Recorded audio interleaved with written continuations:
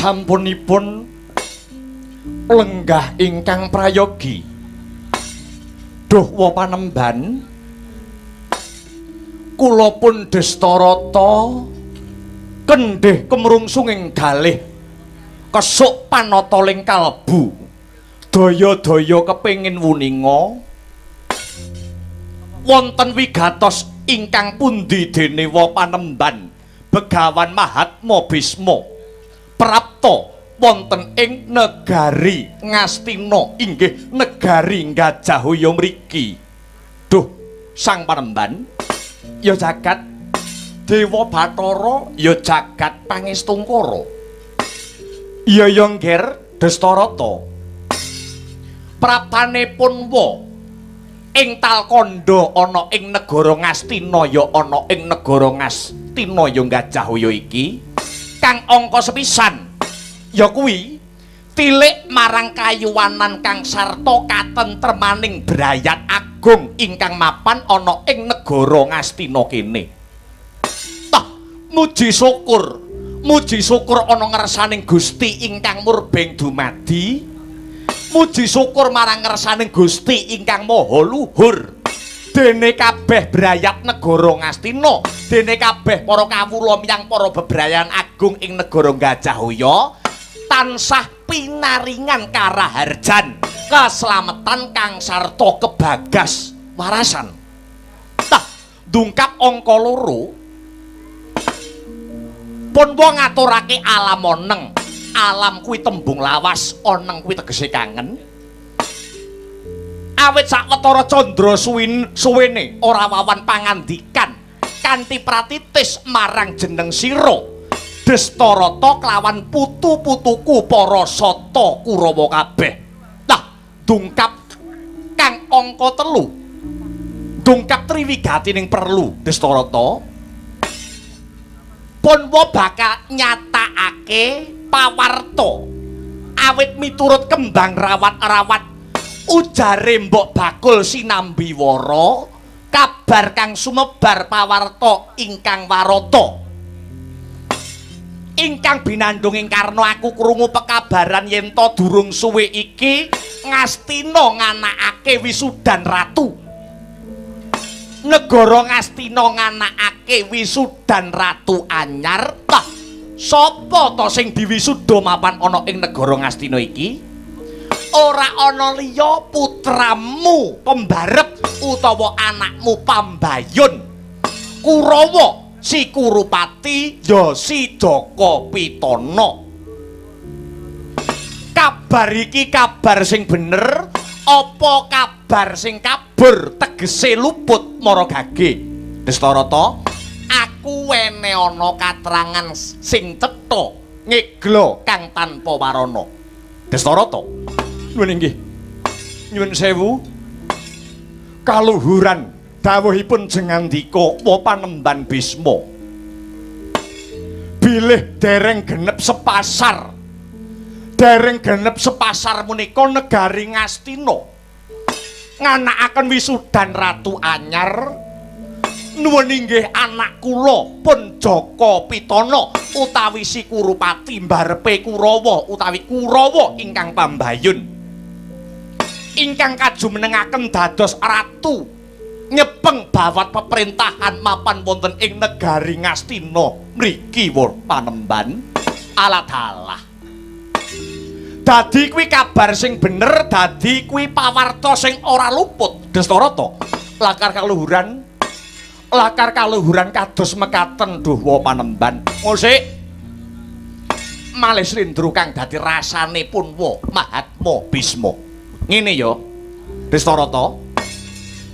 Yen miturut aturaning negara, miturut pranataning negara Ngastina, yen to Sudarma kuwi seda putra kang gumantinata, tegese lirik maknane yen bapake wis ora ana, anake sing wenang dadi ratu lan ngrenggani kalenggahane kang wis nurut ana kasedan jati kang wis dinempana ing angin cinandi ing awiyat.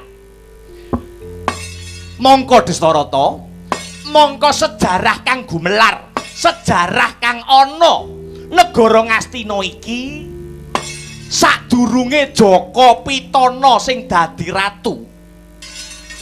Sing dadi ratu ana kene kuwi ora ana liya adimu Prabu Pandhu Dewayana. Prabu Pandhu Dewayana ya mung merga kesiku dening Begawan Kimindama duk rikala semana mula ora dawa uripe Pandhu mati enom. Lah yen to nyatane Destarata, yen to nyatane sing dadi ratu kuwi Pandhu, Pandhu kuwi wis seda, Pandhu wis murut ana kasedan jati, Pandhu wis sowan ana ngayunaning Gusti ingkang murbeng dumadi. Kudune sing dadi ratu utawa Nalendra utawa sing mengkoni Praja Ngastina iki dudu si Jaka Pitana, dudu anakmu si Kurupati, nanging anake Pandhu Dewayana ya kuwi para Pandhawa. Tah, ya mung babakan iki sing ndadekake Punwa kepengin weruh, Punwa kepengin sumurup. Aku pengin ngerti Destarata. Dasarmu apa? Dasarmu apa, wewatonmu kepriye? Kowe dititipi negara karo adimu Pandhu Dewayana karo ngenteni dewasane ponakan-ponakanmu para Pandhawa sing menang ngrenggani negara Ngastina iki. Tah, ya mung para Pandhawa sing menang ngenteni bawat keprabon ana negara Ngastina iki anyuli adimu Pandhu Dewayana. Lah kok sing nemtokke pilihan si Jaka Pitana sing mbok dadekke ratu, kowe nganggo dasar sing kepiye? Wewatonmu apa? Coba matura sing gamblang Destarata. Bremara reh manguswamya ngambrang kadi karonaning kaswahasih ring marga Hamalatgung risang gandha wastrat maca leng-leng lalu mangulati surya mangrangsang wayah, surya mangrangsang wayah umyus hamara wayah hantu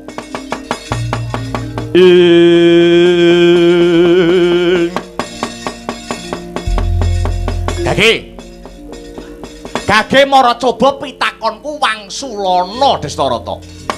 Kurawa utamane Jaka Pitana ya Kurupati kuwi ora duweni hak wewenang tumrap negara Ngastina tinggalane Pandhu Dewayana. Lah kok dadekke ratu? Kok mbok dadekke Nalendra? Ki dasarmu apa? Wewatonmu apa Destarata? Apa dupeh kuwi anakmu? Apa dupeh kuwi anakmu sak lengsermu terus anakmu sing mbok kenyekel peperintahan iki? Kuwi dudu aturan negara Destarata. Duh, waleh-waleh menapa panemban? Sewu lepat pangeksaminipun tartamtu wonten dasar kang sarta wewatonipun kula misuda anak kula pun Jaka Pitana, kula misuda putra kula pun Kurupati menika wonten dasar kang sarta wewatonipun. Lah iya kuwi sing arepke tak jaluke katerangan marang jeneng sira Destarata. Dasarmu apa kok Jaka Pitana sing kok dadekke ratu ana negara Gajahhoya iki Destarata? Kanjeng Wa panemban. Dasar kula sampun telas pengajeng-ajeng kula tumrapipun ponakan-ponakan kula para Pandhawa ingkang sampun sirna utawi tumekeng lalis nalika jaman lelakon Bale Sigala-gala. Lugunipun wa panemban, lugunipun para Pandhawa badhe dipun paringi kamukten Praja Ngastina. Namung kemawon duh wa panemban nalika Pandhawa tilem nalika Pandhawa tilem wonten bale sigala-gala duk rikala semanten mboten ngertos sangkan paraning bilahi Pandhawa kobong wonten ing bale sigala-gala kala wau Panemban. Dadi dasarmu iki mung merga Pandhawa mati njur kok wanek-waneke tanpa njaluk idi palilah, tanpa njaluk panemu marang para pinisepuh kelebu aku, ngono. Kamangka Destarata. Kamangka upama aku gelem dadi ratu, sing dadi ratu ana negara Ngastina iki aku Destarata. Merga aku nglengser kalenggahane Rama Sentanuraja. Merga aku biyen Begawan Bisma biyen ora mendem kelungguhan, ora mendem kamukten, wekasane aku dadi pandhita ana ing pertapan Talkanda nyeramakake uripku iki mung kanggo ngibadah ana kersane Gusti ingkang Maha Nasa. Lah kok aku ora kok tareni, kelebu wong tuamu Yayi Abiyasa ya ora kok tareni kowe nemtoke dhewe tanpa njaluk idi palilah, tanpa njaluk gagasan kang sarta panemune para pinisepuh. Karepmu piye Destarata? Aduh. Nyuwun pangapunten wa Panemban. Awit wis ora usah kedawa-dawa. Mara coba aku saiki tak takon Destarata. Lah kok kowe nemtokake Pandhawa ki wis tumekaning pati, sing kandha karo kowe sapa? Sing menehi palaporan marang kowe sapa? Jal, aku kepengin ngerti sing duduhi yen Pandhawa wis tumekeng Lampus kuwi saka katerangane sapa Destarata? Inggih wa Panemban. Gandeng kula menika awit lair sampun caca netra. Tegese mripat kula menika mboten mangertos padhangipun jagat. Kula mboten weruh, kula mboten wanuh secara pribadi kunarpane utawi jasatipun para Pandhawa. Kula namung nampi palaporan wa Panemban. Lah iya, jal sing lapor sapa Destarata? Mboten sanes inggih namung Patih Ngastina, Yayi Patih Harya Sengkuni wa Panemban. Lah dalah. Dadi sing paring pelaporan karo kowe iki Sengkuni. Nuwun inggih lakar kados mekaten. Sengkuni.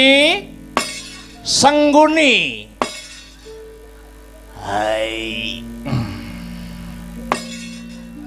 Angine banter kok kudu masuk angin. Kawula wonten tinimbalan ingkang adhawuh Panemban. Nggih. Aku tak takon karo kowe wangsulana ya. Jumbuh karo pangandikane Destarata. Yen nampa palaporan mbok menawa Pandhawa mati jare kandhamu. Jal saiki aku tak takon. Dasarmu apa kok kowe kandha Pandhawa mati ana ing bale sigala-gala? Pandhawa kok kobong ana bale sigala-gala ki saklugune isih ana petakonan Sengkuni. Sengkuni wonten dawuh. Jajal aku tak takon karo raimu Sengkuni. Janjane bale sigala-gala ki kobong apa pancen sengaja ana sing ngobong? Cangkemmu muni yo. Kirangan. Kula nggih mboten ngertos. Pas bale sigala-gala kobong nika kula pas liburan dateng luar negeri. Kula mboten paham Panemban. Oh iya. Lah banjur kok kowe kandha menyang Destarata yen Pandhawa iki mati dasarmu apa? Inggih. Dasar kula nuwun inggih sak sampunipun dahana utawi geni menika sirep kula manggihaken bangke ingkang geseng, bangke ingkang kobong, cacahipun wonten 6, 5 sipating priya, setunggal sipatipun wanita. Wonten mriki kula saged nemtokaken yen sing mati dateng bali sigala-gala niku para Pandhawa, saibune Kunti Talibrata. Dadi dasarmu kuwi, paugeranmu kuwi Sengguni, lakar kasinggihan. Yen to pancen bener, yen to pancen bener Pandhawa mati ana bali sigala-gala, kudune Sengguni, kudune bangke sing kok temokke mau cacahe ora mung 6, amarga Punakawan Semar Gareng Petruk karo Bagong kae ya melu turu ana bali sigala-gala. Kudune bangke sing kok temokke ora mung 6 ning 10, merga Punakawan ya melu turu ning kono. Lho, sinten ingkang ngertos Panembahan? Nalika bali sigala-gala menika kobong Punakawan 4 niku pas medal pados rokok napa pados kopi ngaten? Lah wekasanipun mboten melu kobong wonten bali sigala-gala. Jek iso selak kowe.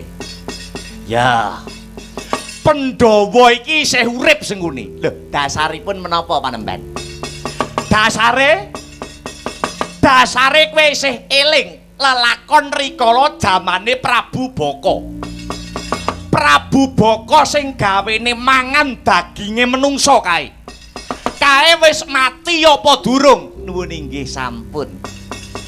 Kowe eling apa ora sing mateni sapa? Sing mateni ora ana liya panenggak Pandhawa si Bratasena. Ana maneh nalika jaman lakon Gandamana sayembara.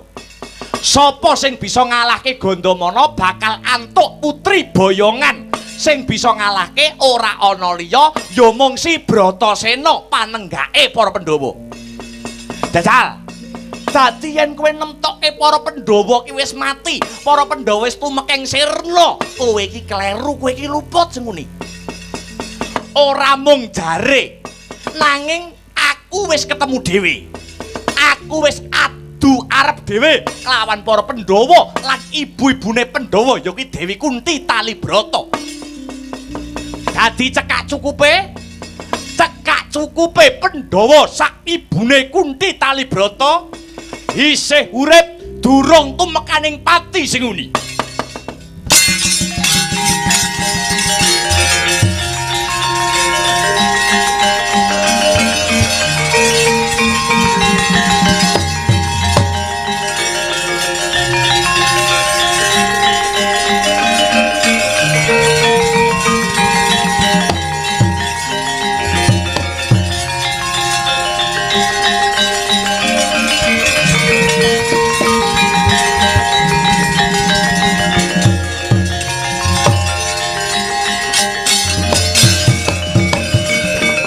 Lagi cawawan sabda Horekang sumewa gegering pasewakan kathah samyana harka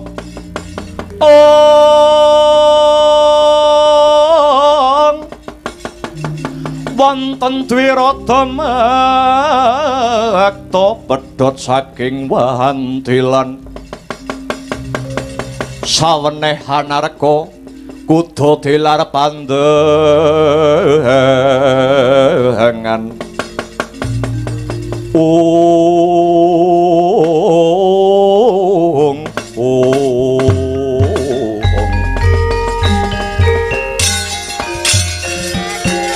mangkya darajating praja kawuryan wasunya ruri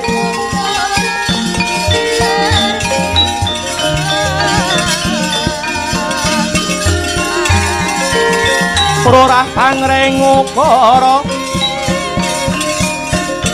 karana tanpa palupi ngasilar tilas tuti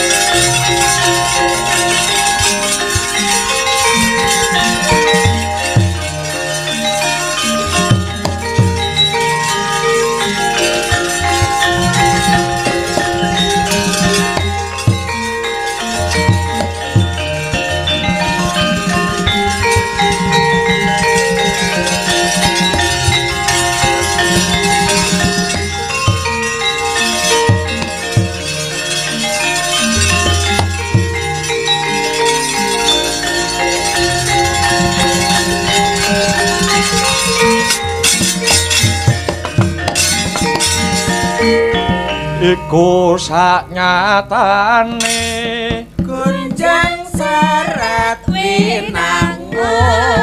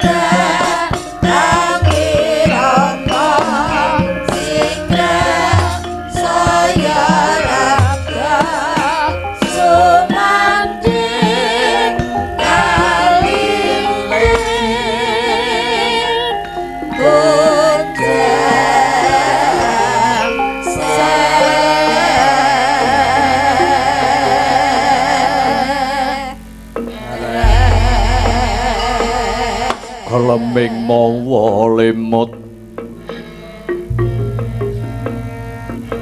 kalamatan jroning alam kanyut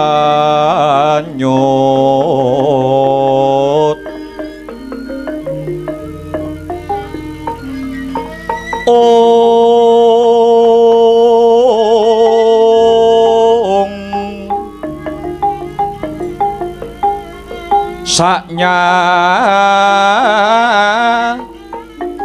tane iku kanyatan kaki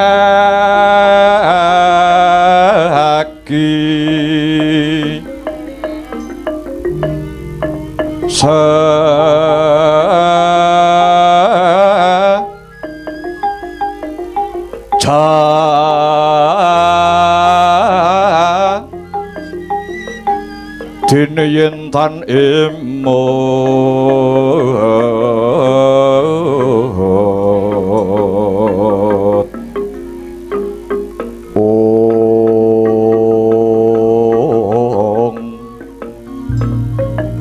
sayektine tahan bisa momor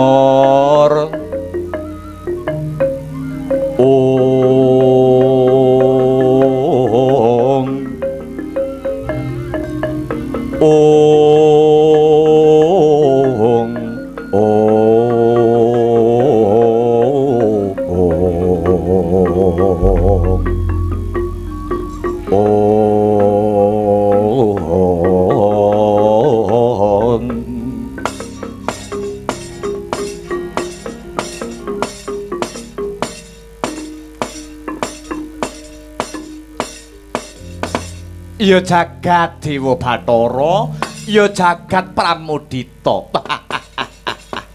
sing dirasani bocahe wis teka nyun sewu Panembahan menika sinten ingkang rawuh jalaran kula mboten sumerep ngo Panembahan wis jajal yen kaya ngene iki kowe jajal percaya karo Sengguni Sengguni kuwi ngendi ngenggon ngendi papan kulina apus-apus liripun kados pundi wa Panembahan maknanipun kados pundi ing sekawit kowe percaya kelawan ucape Patih Harya Sengguni yen to para Pandhawa wis mati kalamun para Pandhawa wis tumekaning sirna ana ing bale Sigala-gala ya mapan ana ing bale Pramanakati kuwi kabar sing goroh kuwi kabar kang Rineka Daya kuwi kabar kang Ngayawara kabare Patih Harya Sengguni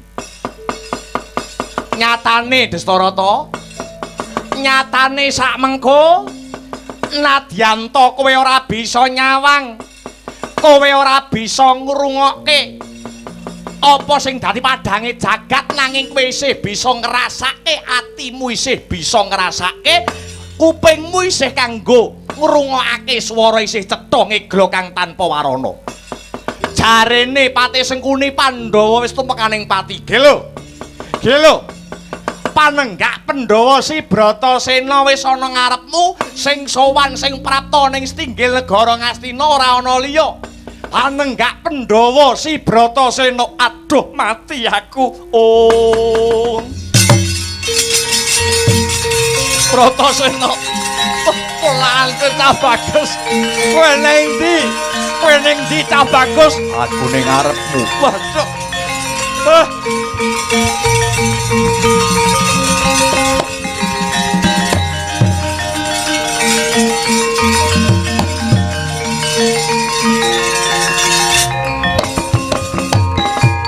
Waduh. Ya jagat ya dewa ya Bathara.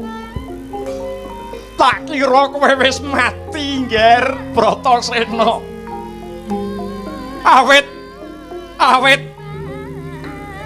Awit aku nampa lapore Patih Arya Sengkuni. Pandhawa jare wis mati. Aku rumangsa kedosan dening wong tuamu Pandhu Dewayana kang wis seda kulub. Prabu Pandhu bapakmu sing wis nyuwarga. Nanging bareng kowe ana ngarepe Punwa, bungah rasaning atiku. Aku seneng, aku bombong merga Pandhawa isih jangkep urip. Pangestumu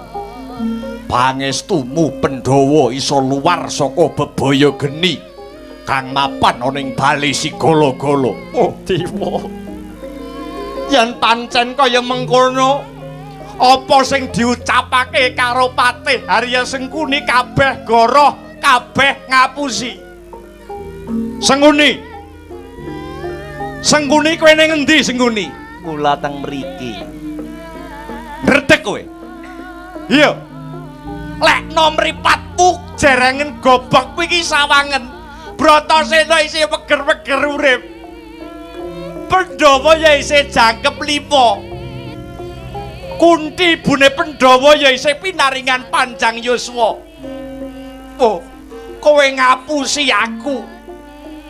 Oh, Sengkuni bosok cangkemmu Sengkuni. Kowe ngapusi karo aku. Kamangka negara Ngastina wis kadung tak pendheke. Antakku si Jaka Pitana, kowe ngorek-ngorek pasuryanku ning ngarepe para priyayi luhur ana negara Ngastina. Destarata, lungguh sing prayoga, sabar luwih dhisik Destarata.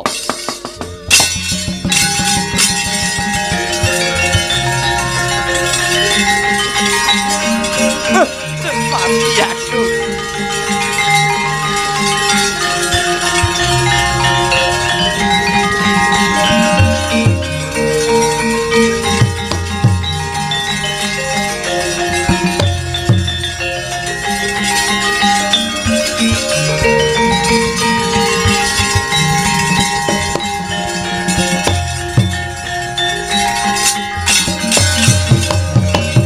Bima bang kunta kumpul patang gedhe sayang gongko. Gadanira mobat mahabit ing Destarata bapakku gedhe. Ora perlu kowe getuni lelakon kang wis kawuri. Kabeh mawis pinurba dening panguwasaning Gusti Kang Maha Suci. Nanging Ngastina iki hak wewenangmu Bratasena. Ngastina iki hak wewenange para Pandhawa. Kamangka wis kadung tak wenehke kelawan anakku Jaka Pitana. Yen kowe njaluk negara tinggalane bapakmu Pandhu, tak wenehke saiki. Aja salah panampa. Tekaku ana kene ora arep njaluk baline negara Ngastina tinggalane bapakku. Nanging tekaku rene arep paring pekabaran yen to Pandhawa isih jangkep urip. Negara Ngastina kene bene kanggo kakang-kakangku para Kurawa anggone kemul kamukten. Para Pandhawa ikhlas lair tumekaning batin. Ora bakal ngundat-undat tinggalane wong tuwane. Merga para Pandhawa kepengin mandireng pribadi. Tegese ora jagakake paringane para pinisepuh. Beladalah. Luhur bebudenmu Bratasena. Lajeng menika kados pundi Panembahan? Ngene wae Dastarata. Ibarate klasa sing gelar Sengkuni, sing gulung iki mengko ya kudu Sengkuni. Sengkuni. Kula wonten dawuh Kakang Dipati. Iki sing gelar perkara kowe. Kowe kudu bisa nggulung perkarane. Nek ora bisa ngrampungi perkara iki, amrih negara Ngastina lelakone dadi padang tak deplok ndasmu kowe Sengkuni.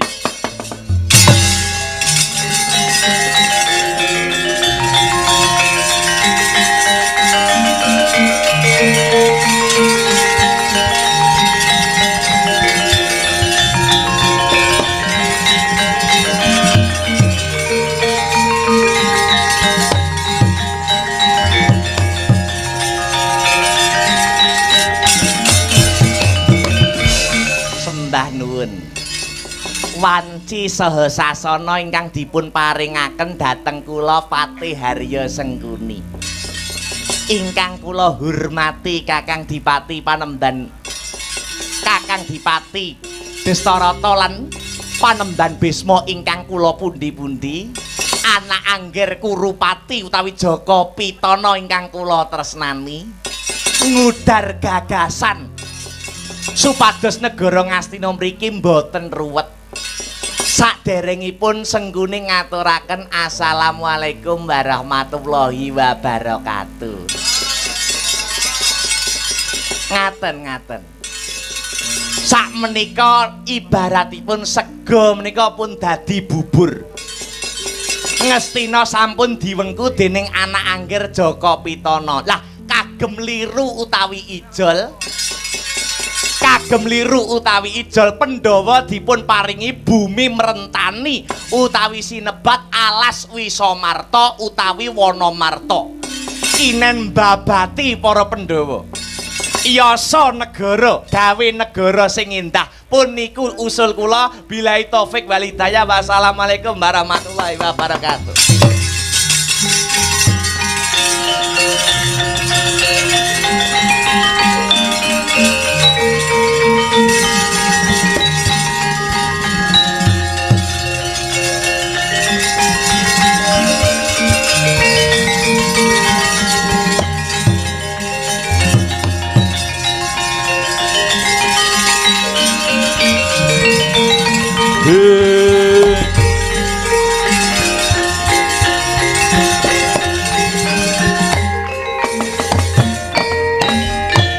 Piye Bratasena?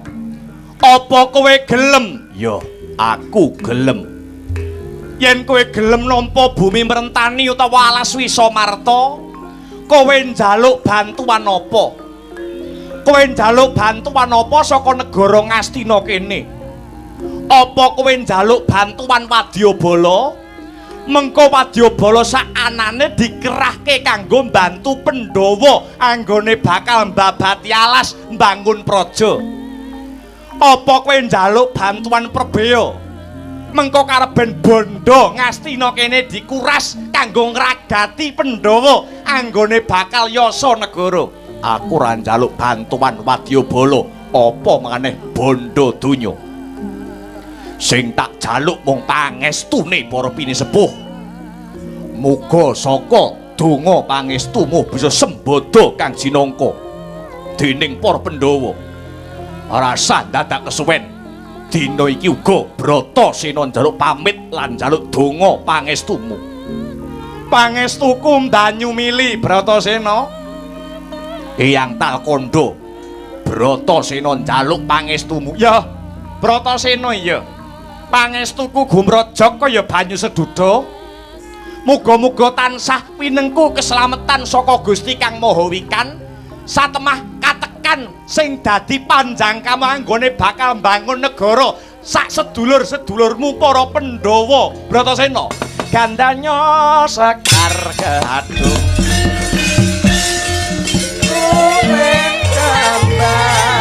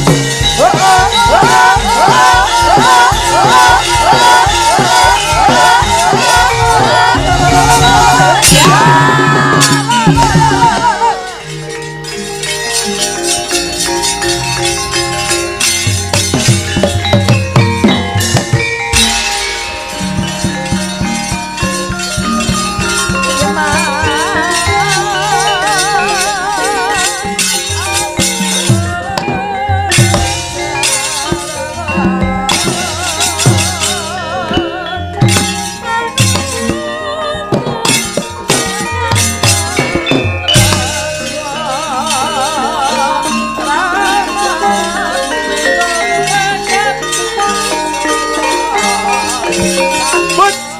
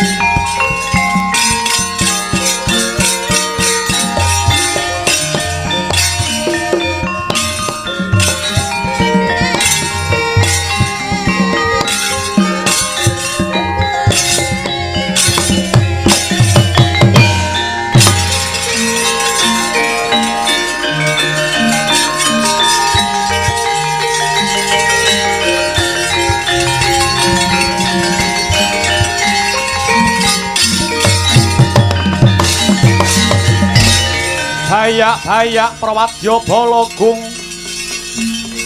ing prajurit mangsa mempeng sadayanya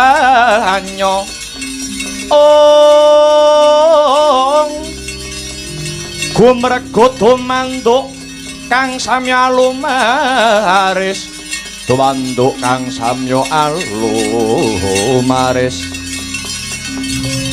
anempuh wreksa gungkusuma wicitra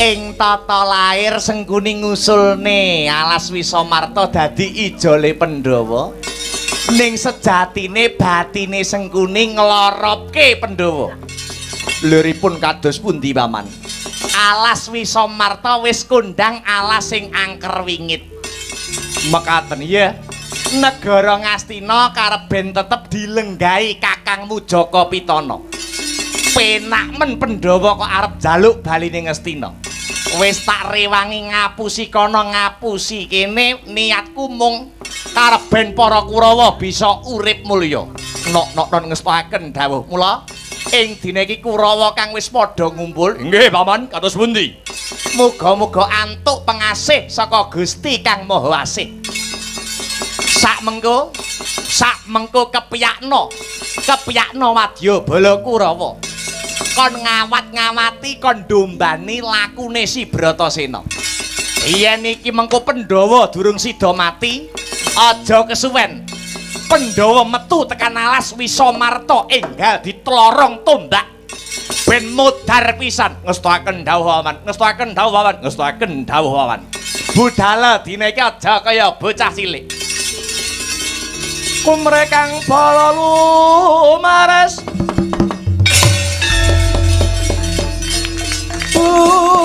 budaling prawadya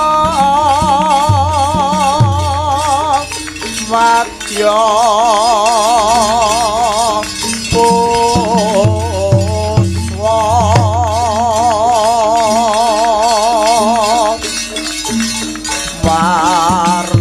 warna-warna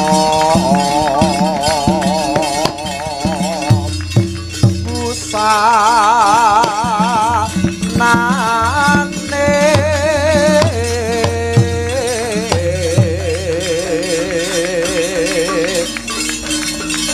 saking prawadya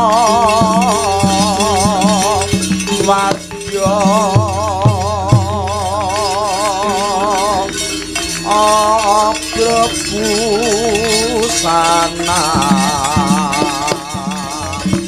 nira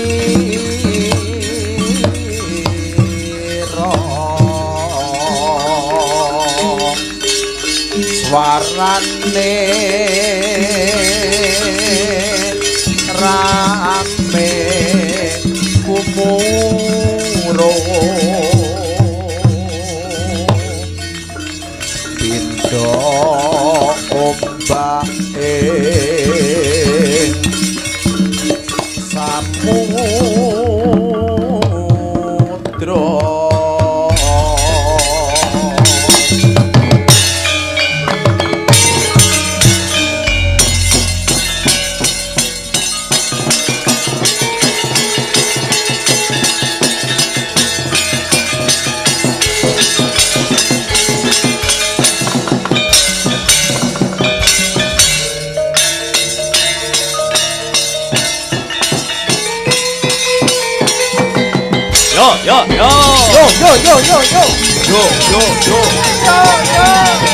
Yo.